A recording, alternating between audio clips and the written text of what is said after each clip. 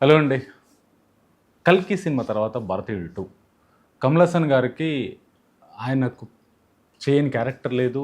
ఇంతవరకు Indian film ఇండస్ట్రీలో ఆయనకంటూ ఒక ప్రత్యేక స్థానం ఉంది. అలాంటి హీరోకి ఇప్పుడు 'భారతీయుడు 2' ఒకప్పుడు 'భారతీయుడు' ఎలా ఉండేది? ఇప్పుడు ఎలా ఉంది 'భారతీయుడు'? ఎందుకంటే వీటన్నిటి కంపారిజన్ చేసుకోవచ్చా? చేసుకోకూడదా? ఎందుకంటే ఒకప్పుడు 'భారతీయుడు' మనం చూసినప్పుడు ఆ 'భారతీయుడు' సినిమాని ఇన్స్పిరేషన్‌గా తీసుకుంది ఎంతోమంది ఉన్నారు. శంకర్ లాగా ఆయన అంత గొప్ప డైరెక్టర్ లాగా మనము మంచి మంచి సినిమాలు తీయాలి, దేశానికి ఉపయోగపడే సినిమాలు తీయాలి, సమాజానికి ఉపయోగపడే సినిమాలు తీయాలి. ఈ సినిమాలో కంటెంట్ తీసుకున్నట్టయితే కాకపోతే 'ఇండియా 2' అండ్ 'భారతీయుడు 2' సినిమాకి 2 అవర్స్ 52 మినిట్స్ ఉంది. ఆల్మోస్ట్ 3 అవర్స్ అనుకుందాం సినిమా. ఈ 3 అవర్స్ సినిమా ఎందుకుంది? దీనివల్ల బెనిఫిట్ ఏంటి? మామూలుగా 2 అవర్స్ 2.5 అవర్స్లో సినిమా కంప్లీట్ అయిపోతుంది. ఈ 3 అవర్స్ సినిమాని మళ్ళీ దాని తర్వాత 'భారతీయుడు 3' 'ఇండియా 3' అని చెప్పేసి ఇంకోటి కూడా రాబోతుంది. అక్కడ క్లియర్‌గా చెప్పడం వాళ్ళు మెన్షన్ చేయడం కూడా జరిగింది.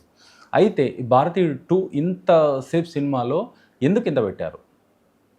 అంటే నన్ను అడిగితే ఆల్మోస్ట్ ఒక half an hour 40 minutes cinema cut చేయొచ్చు. ఎందుకంటే అంత పెద్ద డైరెక్టరు 'రోబో 2' లాంటి ఎంతో మంచి మంచి సినిమాలు తీసిన డైరెక్టరు ఇలాంటి చిన్న చిన్న పొరపాట్లు ఎక్కడ చేసిండు అనేది కొన్ని అర్థం కావట్లేదు.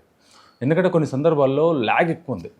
జనాలకు నాకే కాదు కొన్ని సందర్భాల్లో జనాలకు కూడా అబ్బా ఇది ఎందుకు ఇంత ల్యాగ్ పెట్టాడు దీన్ని. ఎందుకంటే ఇప్పుడు అందరూ చాలామంది షార్ట్ అండ్ స్వీట్‌గా కోరుకుంటున్నారు. ముందు సినిమా ఆయన తీసిన ప్రీవియస్ సినిమాలు కూడా ఎలాంటి సినిమాలు తీసాడో మనకందరికి తెలుసు. ఈ సినిమాలో చూసుకున్నట్టయితే 3 అవర్స్ అవసరం లేదు కూడా. ఎందుకంటే దాన్ని క్లియర్‌గా చూసిన తర్వాత చెప్పడం జరుగుతుంది. 3 అవర్స్ సినిమా అవసరం లేదు. ఎందుకంటే కమల్ హాసన్ గారికి అంత ల్యాగ్ చేయాల్సిన అవసరం లేదు. మర్మకళ అనేది చాలా గొప్ప కళ. అది భారతదేశపు సొంతం. మన భారతీయులు దాన్ని పూర్వీకులు నాగసాధువులు వాడేవాళ్ళ ఆ కళని. దాని గురించి మన చరిత్ర చెప్తుంది. ఎంతో గొప్పగా చెప్తుంది. ఆ కళ గురించి దాని గురించి బాగా చెప్పారు. కమల్ హాసన్ గారు అసలు ఈ సినిమాలో మనకు నచ్చిందంటే అసలు సిద్ధార్థ్ గారు, కమల్ హాసన్ గారు. సిద్ధార్థ్ పక్కన ఒక ముగ్గురు ఫ్రెండ్స్.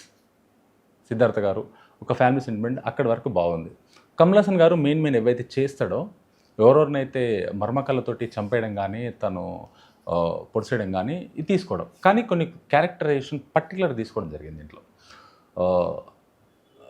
మన 'కింగ్ ఫిషర్' విజయ్ మాల్యా. అక్కడ క్లియర్‌గా విజయ్ మాల్యా అని చెప్పేసి అందరికి తెలిసిపోతుంది. 'కింగ్ ఫిషర్' యాడ్ చేసినప్పుడు అమ్మాయిలతో బికినీలతో యాడ్ చేస్తూ పక్కన క్యాలెండర్ డేట్స్ వేస్తూ ఇవన్నీ చేయడము, దేశాన్ని పారిపోయి వెళ్ళిపోవడము, సముద్రంలో తన సొంత బోట్లో ఎంజాయ్ చేయడము, అక్కడికి వెళ్ళి తనను చంపేయడము ఇవన్నీ జరుగుతుంది. విజయ్ మాల్యా గారి క్యారెక్టర్ని తీసుకొని విజయ్ మాల్యా గారి క్యారెక్టర్ను బెడ్ మీద ఉండగా చంపేయడము, వాళ్ళందరిని చంపేయడము ఒక మంచి చాలా క్యూరియాసిటీ క్రియేట్ చేసింది. దాంతోపాటు ఇంకొక పొలిటీషియన్ తీసుకోవడం జరిగింది. ఆ పొలిటీషియన్ను ఎవరో కాదు మీకు ఆల్రెడీ తెలిసిపోతుంది. ఎందుకంటే టాయిలెట్ పోసిన గోల్డ్ బంగారంతో చేసిన బేషన్ ఉంటుంది. కడుక్కోవాలన్న బంగారంతో, ట్యాప్ బంగారంతో, తన రూమ్ మొత్తం బంగారంతో చిన్న స్థాయి నుంచి ఎదిగి గోల్డ్ మైనింగు అంత పైకి ఎదిగి తను ఏ స్టేజ్లో వెళ్ళిండో మన ఇండియన్ గవర్నమెంట్ ఎలా పట్టుకుంది, తను జైలు కటకటాల వెనకాలకి ఎలా పంపించింది అనేది దాంట్లో మనకు నిజంగా తెలుసు. ఆయన ఎవరో కాదు గాలి జనార్దన్ రెడ్డి గారి క్యారెక్టర్ను దీంట్లో తీసుకోవడం జరిగింది. ఎందుకంటే ఒక మైనింగ్ ఇందులో మినిస్ట్రీ అని చూపించలేదు, మినిస్టర్తో దీంట్లో మినిస్టర్ అని చూపించలేదు. కాకపోతే క్యారెక్టరేషన్ మొత్తం అదే క్యారెక్టరేషన్ దీంట్లో పెట్టడం. అది చూస్తే విజయ్ మాల్యాను, ఇటు గాలి జనార్దన్ రెడ్డి. ఎందుకంటే ఆ టాయిలెట్, ఆ డబ్బు, ఆ రూము, సెక్యూరిటీ అవన్నీ అలాగే ఉన్నాయి. ఈ 2 క్యారెక్టర్స్ తీసుకోవడం జరిగింది. ఇంకొక క్యారెక్టర్ తీసుకున్నాడు కానీ అది చాలామందికి తెలియదు. అతన్ని కూడా తీసుకోవడం జరిగింది. ఎందుకంటే ఇవన్నీ తీసుకొని ఇంత బాగా క్రియేట్ చేసిన స్టోరీని ఇటు సిద్ధార్థ్ గారి యాక్టింగ్ పరంగా చూసుకుంటే అసలు చెప్పనక్కర్లేదు. మన కమల్ హాసన్ గారి యాక్టింగ్ చెప్పనక్కర్లేదు. కాకపోతే కొన్ని సందర్భాల్లో ఇంత ల్యాగ్ అవసరం లేదు. కానీ సెంటిమెంటు అనేది ఎక్కడ సెంటిమెంట్ పడలేదు. మదరు సన్ సెంటిమెంట్ సిద్ధార్థ్ గారు వాళ్ళ అమ్మ సెంటిమెంట్ ఎక్కడ పడలేదు. ఫాదర్ సన్ సెంటిమెంట్ ఎక్కడ పడలేదు. ఇక్కడ సెంటిమెంట్ క్రియేట్ చేద్దాం అనుకున్నారు. సిద్ధార్థ్ గారి మదర్ చనిపోయినప్పుడు అక్కడి నుంచి చితి అంటుకోగానే వీళ్ళు నలుగురు వెలగొట్టినప్పుడు ఇక్కడ వస్తే కమల్ హాసన్ గారు ఎంటర్ అవుతారు. అక్కడ సెంటిమెంట్ పడలేదు. జనాల్లోకి ఆ సెంటిమెంట్ అనేది రాలేదు. ఎందుకంటే సెంటిమెంట్ కేరపట్రస్గా ఒకప్పుడు శంకర్ గారి డైరెక్షన్లో ప్రతి సినిమాకు కనిపించేది. దీంట్లో శంకర్ గారి మార్క్ అనేది ఎక్కడ కనిపించకపోవడం అనేది జనాలు అనుకుంటున్న మాట ఇది. ఎందుకంటే ఈ సినిమాలో శంకర్ గారి సంబంధించింది ఇది శంకర్ గారు మార్క్ అని చెప్పేసి దానికోసం చూస్తుంటే సినిమాలు ఎక్కడ పండలే అసలు. ఒక తల్లి చనిపోతే తల్లిని చూడడానికి కొడుకు వచ్చినప్పుడు ఆ క్యూరియాసిటీ, ఆ ఎంకరేజ్ అనేది ఎక్కడ అనేది అసలు సెంటిమెంట్ క్రియేట్ చేశారు. కానీ అక్కడ సెంటిమెంట్ ఎక్కడ పండలేదు. ఇంకొద్దిగా ఏమైనా చేయొచ్చు. సిద్ధార్థ గారు యాక్టింగ్ చూసుకున్నట్టయితే బ్రహ్మాండంగా ఉంది. అసలు ఇంకో విషయం తీసుకున్నట్టయితే రాకుల్ ప్రీత్ సింగ్. అసలు హీరోయిన్ ఎందుకు పెట్టారు? ఒక రాకుల్ ప్రీత్ సింగ్ అనే అమ్మాయిని హీరోయిన్ని అసలు ఎందుకు పెట్టారనే సందర్భం వచ్చింది. అసలు 2 సీన్లు 3 సీన్లో రాకుల్ ప్రీత్ సింగ్ కనిపిస్తుంది, తర్వాత మళ్ళీ కనిపించదు. ఒకటే ఒక సందర్భంలో ఒక డైలాగ్ ఉంటుంది, తర్వాత 0. అసలు ఆ అమ్మాయిది దీంట్లో ఏం లేదు. నెక్స్ట్ పార్ట్లో ఏముంటుందో తెలియదు 3లో. దీంట్లో అయితే రాకుల్ ప్రీత్ సింగ్ అసలు ఎందుకు ఉంది, ఈ అమ్మాయిని ఎందుకు పెట్టారనే సందర్భం వచ్చింది.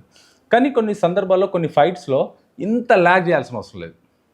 అంటే మనం చూసుకున్నట్టయితే కమల్ హాసన్ గారి లాస్ట్ ఫైట్ కనిపిస్తుంది. ఆయన జర్నీ చేస్తాడు, బైక్ పైన పరిగెడతాడు, అటు వెళ్తాడు ఇటు వెళ్తాడు. కొన్ని సీన్స్ బాగున్నాయి. ఒక డెన్లోకి రావడానికి, మార్కెట్లోంచి వెళ్ళడానికి కొన్ని కావాల్సుకొచ్చి క్రియేట్ చేసినట్టుంది. మళ్ళీ వీటన్నిటిని దాంట్లో భారతీయ 2లోకి ఇట్లా ఏమైనా యాడ్ చేస్తాడో తెలియదు.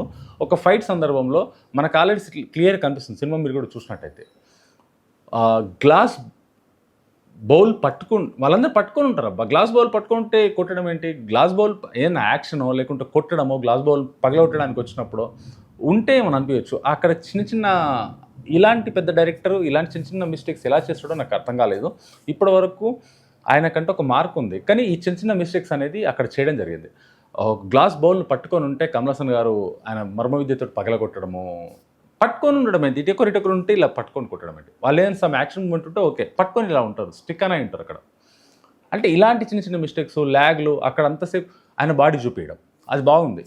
కమల్ హాసన్ గారి బాడీ మామూలుగా ఓపెన్ చేసినప్పుడు మామూలుగా ముడతలు పడిపోయి ఒక 80 ఏళ్ళ ముసలి వాళ్ళకి ఎలా ఉంటుందో అలా ముడతలు పడిపోయింది. తన మర్మ విద్యతో మళ్ళీ ఓపెన్ చేయగానే 6 ప్యాక్ వస్తుంది, మజిల్స్ అన్నీ వస్తాయి, అది బాగుంది.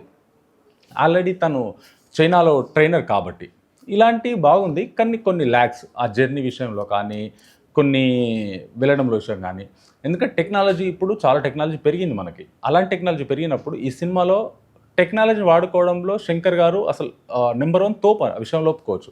కానీ ఈ సినిమాలో టెక్నాలజీ ఉంది అన్న లాజిక్ని ఎక్కడ మిస్ అయ్యాడు. ఇలా టెక్నాలజీ వాడి మనం పట్టుకోవచ్చు కదా.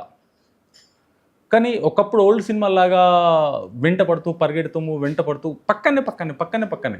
కానీ అది అంత అది సింక్ అవ్వలేదు జనాలకి, అది ఎక్కలేదు జనాలకి. అది ఈ లాస్ట్ ఫైట్ ఒకటి. ఒక ఆల్మోస్ట్ ఈ సినిమాలో ½ అన్ అవర్ నుంచి 45 మినిట్స్ వరకు జనాలకి నచ్చలేదు. ఇంత ల్యాగ్ చేయకుండా, దీన్ని ఇంత సాగదీయకుండా షార్ట్ అండ్ స్వీట్గా చేయాల్సింది. శంకర్ గారు ఇలాంటి తప్పులు ఎందుకు చేశారనేది చూసుకోవచ్చు. కానీ సినిమా అయితే జనాలకు ఒక మంచి మెసేజ్ సినిమా ఇది.